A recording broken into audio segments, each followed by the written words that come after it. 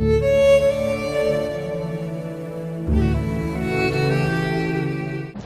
radio station menase program hun nila to voi na news sole to ang voi ni somi pakwa ni to Julaya ama saberin pathian na lom thu soinan kantran nga nimina se paitu ma kanchan lova aliam om ti po country lova ni alom om lu tu kani hetian ni tin no om these so athal lu tu don ani apani na in Israel se pai hovin UAV drone ang thona lian pui antira chon Lebanon ahian an aluta athlok lutin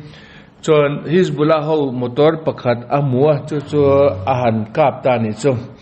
chon tun ahian report chon mi pani an thiami tamdeu an liam an ti he sip englo chunga chon motor chunga thu ho chu alo mom ti mai turani chon Gaza potuna ahian nimina sepai hon operation an ti charcharin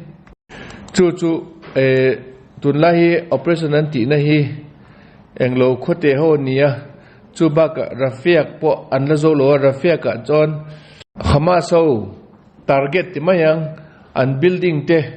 an training center te an headquarter te ho hi an mu chhuak le hi atam lu tu ka vain an kap che ve ka som thum panga vel an kap che in chon terrorist po mi som paret vel ni mina an that jelani an tam lu tu Hamas te chu ngai nam lo Gaza pum pui Hamas ho ani ti hi adik ve khop mayang ani tak so yang chon hey ni mina report pakaron so ka hey kan security minister pa kan meni kirat arba kan minister Itamar Ben Gvir hi engting anti shed lovin Hamas ovin a telephone a mobile phone video pakatan ran thona video chon engen amuti chon tunaral ralaman ho juda ho Hamas on man ho kha anti du da na ti mayang torture anti na video kha emi ke mani security minister pa aron thona ni cho aron thona engting an soita imi te ke manin kan man ho hi an din mun all sam deu turin du chon ke mani mi ho po Hamas ho zel tang ho po an din mun ti all sam ro an mani po har se dewa hetena nom rang chon ke mani pon nang mani mi ho kan man ho har salu tukin kanen kolton nalu tukin kanen kolton ti in video anon thonan ti chu amak chu engtinge Hamas ovin he Itamar Ben Gvir telephone number an lo nei theimole chu thil makani Itamar Ben Gvir chon heng ma pokangai lo hetiang chu engmatan po ni lo ti top maya ma se anon thon nge chu ni ome chuan không ai thắc Devin mặc Devin thì mấy yang October ni sari nia hay buổi na ron tran nia aliam pakhat mi pa tangwal pakhat tu na hian aron dam chok to a chu TV a news ron soi ni ma se amel alan turan adu lova a o po kha anti dang lamin aron soya Hamas hoi mi shingan ni lowanti engatinge ti chon October ni sari ni akhan mei che ho an tha te po kha an tha athi to ti shet pom na an re pa an kordan phel sak veken an re top mai along po an re pa chu ba ka mi pa ho po an re panti ke po min re pati ke ma pok min ka pa kaliama ka het yen ni khotre lo ve ka om tre pa pakataron kalin min re top mai ati kazak lu tu ka chu wang chon tu na po kamel ka ti lang du lo wa ka o po ka thla ka ni ti ni mishing pon ni lo wan ti top mai ma chon hey asoi hi adikani ka ti mayang achan chu kumkwa ma ral pakhat mana Hamas onen kan lo in do to chuk eita nan ti kha hemi rala po khan zana hian Israeli thlono ho hen thlokin zana Hamas se pai ho duty ho kha night vision in an entla ni chu night vision an entlak na khan engen muta an se pai ho kha duty ti ho khan an omna bul vela beram te omte ete mute kha an manin a beram te kha an manin meichi angen an ompui top mai ni chu thal a video atangin x-ray a night vision in an mu makan tilu tukani pilot ho po ento ti nan mani pon in bek na pon makan tilu tukani Musulman ho yamak mishing lo po an jong kher lo mishing apo mei che le mi pa po an chen lo a ti the khan ti mai ni bo thut policy the na khan bo thut policy top mai ni mak te wani chu wang chuan tuna pa po chuan hian mani mihring an ni lo an ti to pani chuan nimina thin rim thlak de chu sabat nia hey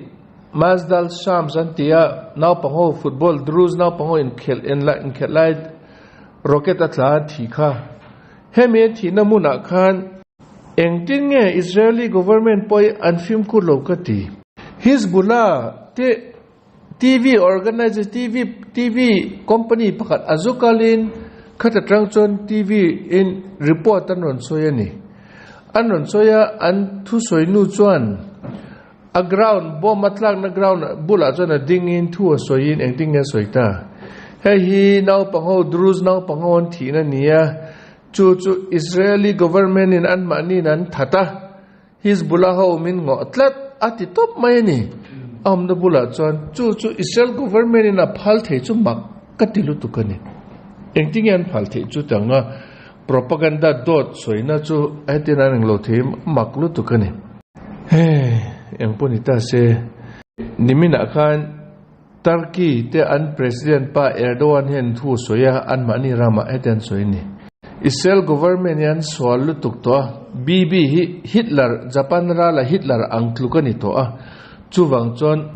musulmano anti du da nahi analutuk kan tor zo to lova chuwang chon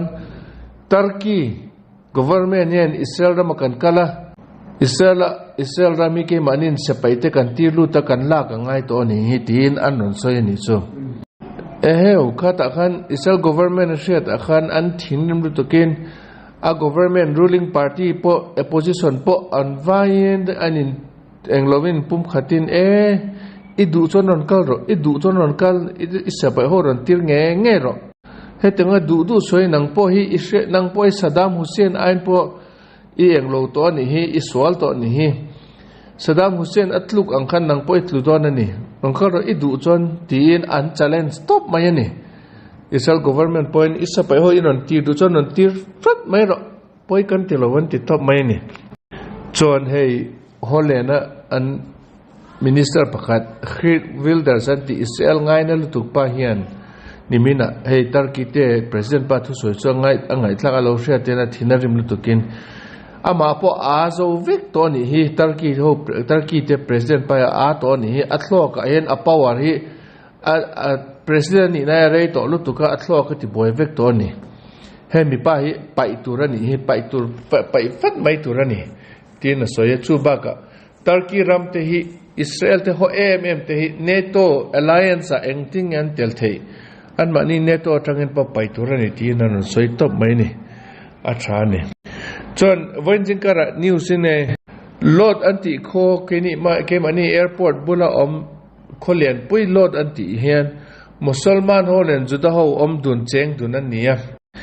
an mani kho tangin upa pakhat juda mi an anti ama hi sepai uniform leya kho tange se lo in sepai angyan anin thoma chon betchemes bula sepai te kem len pui an aluta amak chu asepai ho guard duty ti ho pokhan tu nge ni khonge identity card ti te an zot mielowa aron kal kha motor tang na cho anu ta an kong khar get akana lu top mai tu man po check lovani ama po lutin achunga khan silai kha tam to kharon la choka motor sunga da in aron kal achok le tum khan khati khan sepai ho khan an muin adik tolo hei tin an umin chuan an manta ni an manatuna hian asepa silai jongjong chon la an la le to chun enga tinga silai iruk tin an zota engma asoi du lova tum engma ka soi lowang ka ukil lo thlen ma chon engma ka soi lowang ati tapani chu ID card te khan check asepa ani mia lovani chon tun a hen an man ria an rin dan chon lot khwa hen musulman miswal bon tama musulman ho khan amanian akhan silai lo ru chuak la poisa kan pedon ni tam deuh tin an lo eng lo niang ti khan ring ani mom ani mai the ni he tenga in khel po hi mi alo om zel ni zu te jinga po enge kan tiang mole chon France ni min akhanaron langa eng mi ngen soi du lova ma se tam zo chon musulman ni nan ring thata Now pang kumsom pangat langwal pagati CID ho nanjukalin France aina trangin an kai chokin an manani enga tinge achan chu aba hian keima ni Israel te president pa France zukal kha tha alo tumani chu ang alo fingwak lova ex anti englowa posa ama posa khan alo soi ni chu mi zongjong she turin min lo en ro Israel te president pa ka that don ani tien an lo soi alo kha ama in internet alo da chok wang khan CID hon an lo mumanin chon anjuman tani alo ma me ti mai turani chon hei tunlai soile soi nunga englo online nia Olympics Paris and khelai nia nimina khan Tajikistan anti musulman te mi pakhat judo in khel pakhat le Israeli ho nimin piazo kani Israel te judo in khelka anin contest dona anin contest a chon Tajikistan mi pa chon azo anhe ani chu azo khan chibai na khan achibai du lovani achan chu anin khelpui pa kha juda Israeli mi ni wang khan achibai du lova chon chibai ain mela khan ring dewin Allahu Akbar atin akalsan ta dai mai ni chon hemi pa Tajikistan mi pa chu tu na hian Japan te pakhaner anin khelle a chon Japan pa chon amhanin hetian chota kan hetian a kai a khan in khelna lai khan akhuti he hi a om dan kha lo diglovin hetian le khan na deu khan a force tak deu khan ama tak sange khan hetian annam beta chon amaya khuti alo pilta ni chu a heka na tilu tuka ma po atrap na sakhom maya chon an ading po ding pe tolon an jon chok ta ni chu